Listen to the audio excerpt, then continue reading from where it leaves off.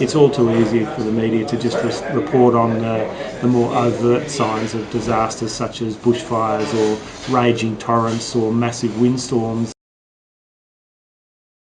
There are a whole series of issues that occur, emergency issues that occur when the power goes off.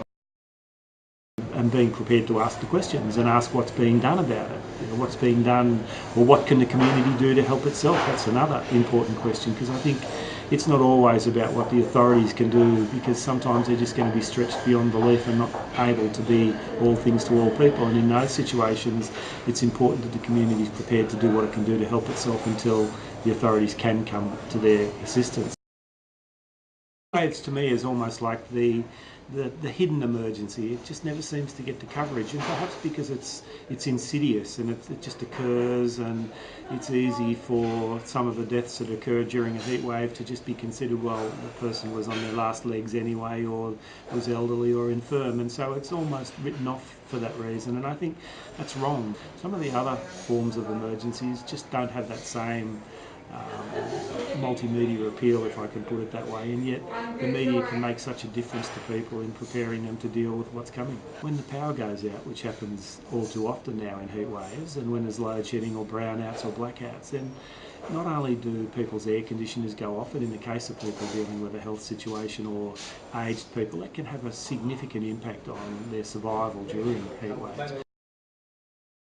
I think it's about having a broader understanding of the consequences of emergencies on a community, the physical consequences, but also the psychological consequences. And there are any number of media people that I've dealt with extensively over my career that I think are just tremendous in the way they engage with communities and the way they become able and willing to ask the right questions at the right time to give the community information or assurance that it needs.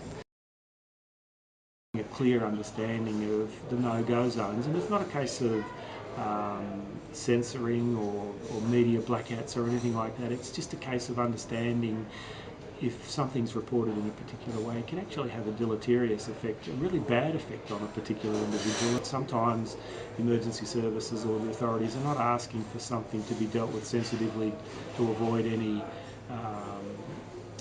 obligation to account for their performance. It's just simply looking after somebody's psychological health. Equally, if the emergency services and governments are open and honest about what's happened, and if it was a mistake, then say it was a mistake.